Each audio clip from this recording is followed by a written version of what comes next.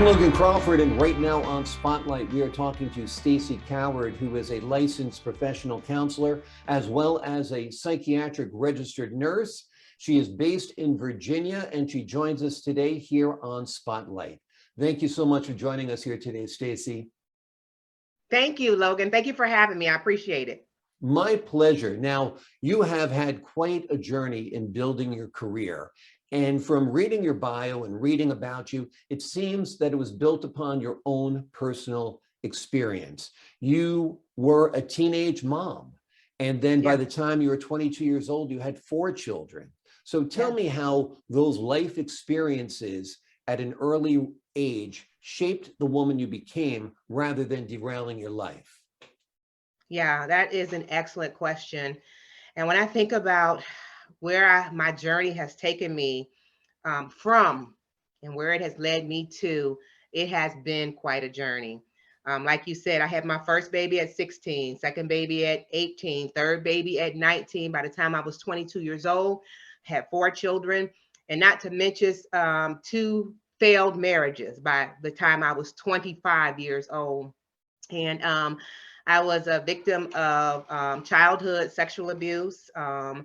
I was a battered woman with the 2 previous marriages and all.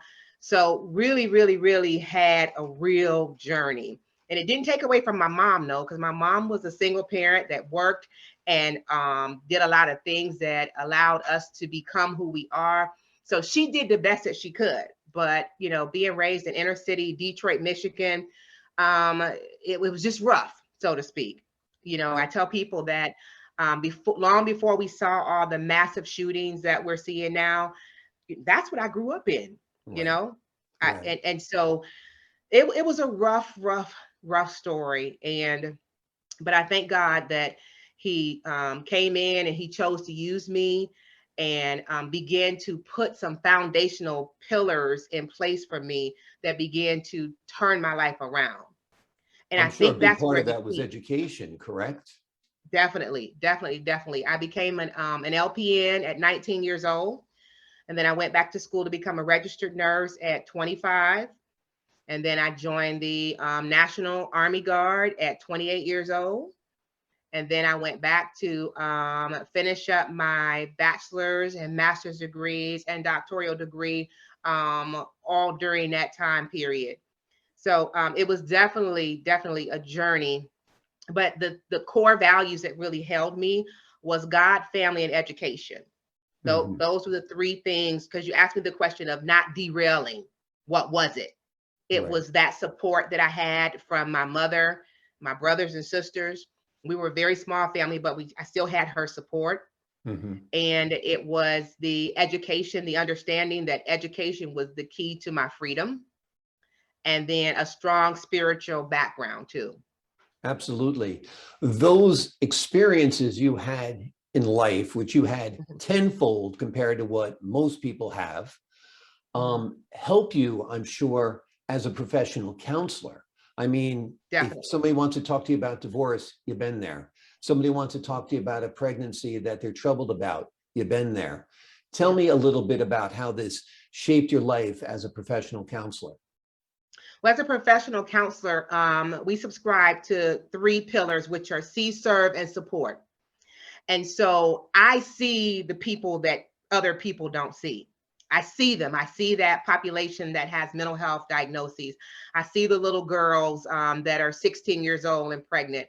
I see the battered woman. I see the single mom. I see them where most people are walking past them every day. I see them. And that has been key, that I have a perspective to be able to see a group of people and then serve.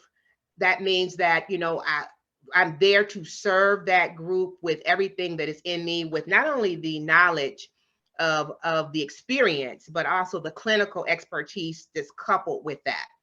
And then the last part is to create that support. And what that means is it's not just about giving the people information and saying this is what you should do, but it's actually creating those supportive networks that are in place to help to create a framework that they can operate in day to day.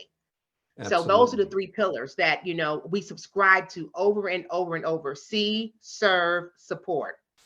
And I see you are a behaviorist when it comes to your counseling and your therapy. And that's very good because it's very targeted and with specific goals, correct? It is. It is. We work really hard to make sure that our clients have specific goals that we are meeting within a 12-week period. And what separates us from other clinical practices is that we work in 12-week increments, where most clinical practices bring people in and they say, oh, we're going to be with you. And I have clients that come in and have been working with a clinician for 2 and 3 and 4 years. And we're different because we tell our clients we're going to work with you for 12 weeks and we're going to give you every tool we could possibly give you for this particular goal. And then we support them in that journey. So we work 12 really challenging weeks. You know, we do crisis management, we do behavior management, behavior analysis, just everything you can think of, life coaching, every piece to the puzzle that you can think of, med management, the evaluations in a 12-week period. And after that, we put them on what's maintenance. And so that's monthly visits or bi-monthly visits where they just come in and just sort of check in from the world. So our goal is to be able to equip them so that they can go out into the world and come back in and check in with us. So this is very practical training. It's not simply sitting on a couch, bearing your soul to a counselor and having some kind of nebulous talk theory. Yours is very pointed, it's very structured, it has end goals, and you're monitoring to make sure that there is an accomplishment at the end of the process. Definitely. We use several therapeutic treatment modalities. We have hypnotherapy, we do yoga, therapeutic dance movement therapy, we do music therapy, art therapy, we do, and the traditional EMDR and CBT, DBT, you know, we do those traditional ones as well. But what sets us apart is that we're very action oriented with our clients. And so when they're coming in, they're literally laying out on a yoga mat, you know, doing deep meditation and deep hypnosis based on their diagnoses and all. And they do that in a group. We also do substance abuse where we use hypnotherapy. We do smoking cessation with the hypnotherapy. So it really is something that is different.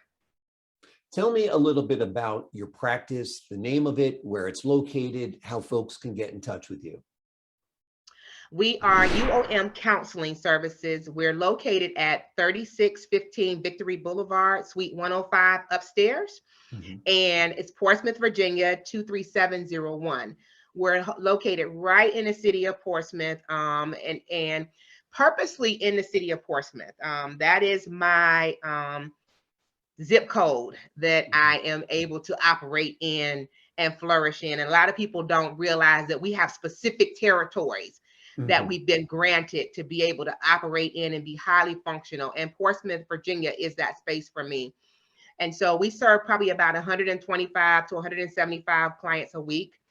And I have people that say, why are you able to do and we still do walk-ins too, which is, and you know, nobody hears about walk-ins. Yeah, it's unheard of. It's hard enough to access therapy through a phone call or through the website, let alone to walk into a place. But in many instances, that's what's needed. I'm going through the crisis right now. I might buy a gun right now. I might hurt myself right now.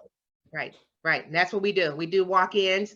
So we have walk-ins Monday through Friday. We've got weekend appointments, and we're seeing patients virtually, telehealth, in person, in homes. We even go into the jails even to do counseling. We actually go into the courts and testify for clients on their behalf in terms of their ability to understand what's going on and all. So it really is something that is different. And I say this because I don't mind broadcasting it either, because this is what the new movement is. We have to get off the couch and stop doing things the way it's not working. It doesn't work. And it's too many things that are going on out in the world that those people who have the professional expertise, you know, we're the experts. Okay, well, put your money where your mouth is, and let's see you do what you say you know to do, and let's see some viable outcomes from what you say you're the clinical expert in. Absolutely. I mean, every time there's a mass shooting, whether it's a school shooting or a bunch of people shot up in a neighborhood, there is generally a fundamental underlying cause, whether it's mental illness or a behavioral problem, an addiction. So these are not excuses to say, well, the gunman was mentally ill. Clearly, anyone who locks themselves into a classroom with fourth graders, takes out a high-powered rifle, and slowly kills children is insane and Yes, needs definitely. some help. And not just insane from a legal standpoint, but this is a very troubled person. And Oh, yes. perhaps Oh, yes. somebody with a good background and a good heart could help that person before the shooting takes place.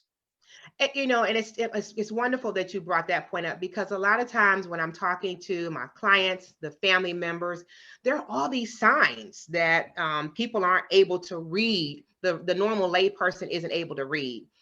And when you've got people that are doing the things that are going on in the society, today's society we have, they didn't just wake up on a Tuesday and decide that. Right. There were all of these different signs that were going on with them, and either the families ignored them or they just didn't know what they were looking at. And so when we consider, as the clinical experts that are out here, what kind of changes and impact do we want to make as a whole, as a community, we have got to get on boots on ground. You brought up the point about the mass shootings and all. I'm in Portsmouth, Virginia, and I've adopted an area called London Oaks, which is it's for low income housing, and that area has a lot of high crime in it. And I get calls. They'll call me. It was a situation where there was a lady that was actually killed out there on site 2 o'clock in the afternoon a couple of months ago, and we were on site doing crisis management right there in place. And that's what needs to happen. There needs to be crisis management teams out in place. There needs to be mental health assistance. There are these mental health first aid programs that people can get. And a lot of people don't know about those kind of programs.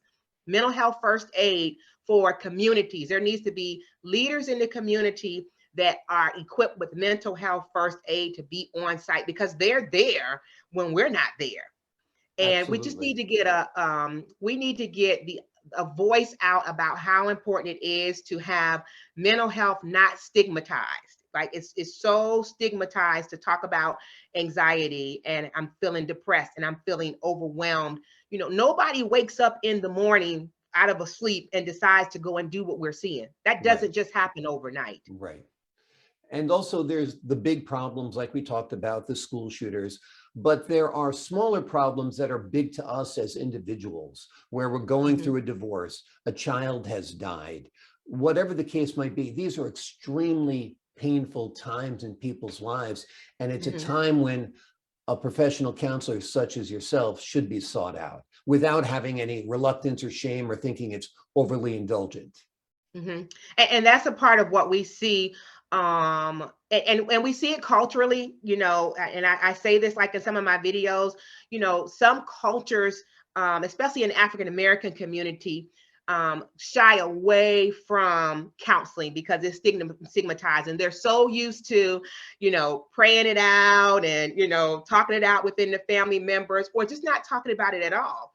And that has to change. People have to start saying, look, I don't feel good. I need a mental health day for myself. Even at work, people need to be able to have mental health days at work. Kids need to be able to have mental health days at school. It's just, we don't think about how a person's mind can snap and their body still be full functional, how dangerous that is until we see it.